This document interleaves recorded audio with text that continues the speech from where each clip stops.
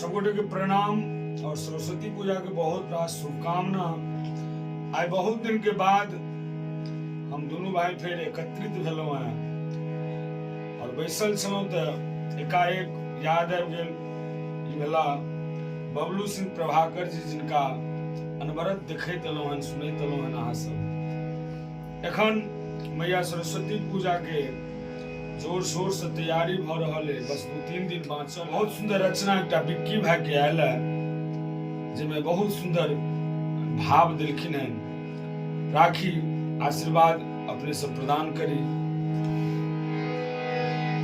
ज्ञान मंगै छी,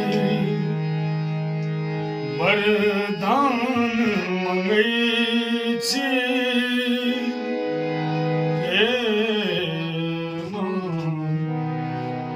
ज्ञान मंगै छी, वरदान मंगै छी, कंठक सुंदर तार मंगै छी, ज्ञान मंगै छी, वरदान मंगै छी, कंठक सुंदर तार मंगै छी।